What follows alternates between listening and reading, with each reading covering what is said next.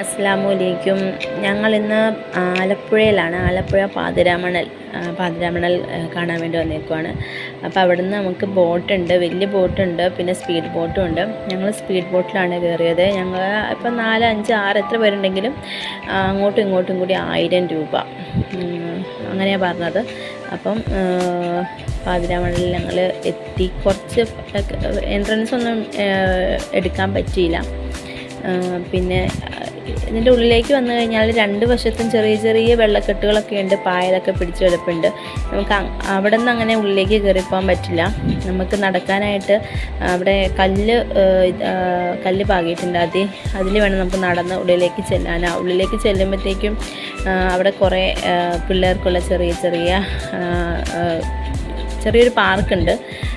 കൂടുതലായിട്ടും കുട്ടികൾക്ക് കളിക്കാൻ പാകത്തിന് കുറച്ച് ഊഞ്ഞാലുകൾ, കുറച്ച് ഒരുപാടൊന്നുമില്ല, ഒരുപാട് ഐറ്റംസ് ഒന്നുമില്ല, കുറച്ചൊക്കെ ഐറ്റംസേ ഉള്ളൂ. അതെല്ലാം ഒന്നും കാണിക്കാൻ പറ്റിയില്ല. അപ്പോഴത്തേക്കും ഫോട്ടോ എടുക്കാമെന്നൊക്കെ പറഞ്ഞ് ഫോൺ അങ്ങ് കൊണ്ടുപോയി. ഇതിപ്പം 4 പേരും കൂടെയാണ് കയറിയേക്കുന്നത്.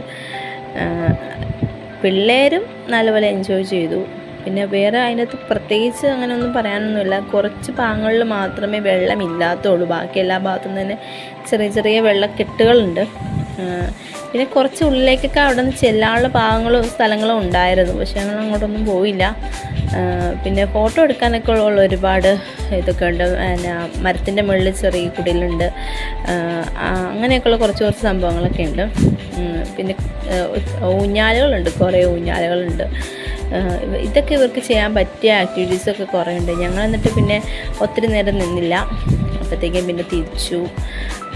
പക്ഷേ സ്പീഡ് ബോട്ട് യാത്ര ചെയ്യുന്നതാണ് കുറച്ചും കൂടി നമുക്ക് രസം തോന്നുന്നത്. കാര്യം എന്ന് വെച്ചാൽ ചില സമയത്ത് നല്ല സ്പീഡിൽ പോകുമ്പോഴത്തേക്കും വെള്ളമൊക്കെ നല്ല മുഖത്തേക്ക് വന്നിങ്ങനെ തെറിക്കും.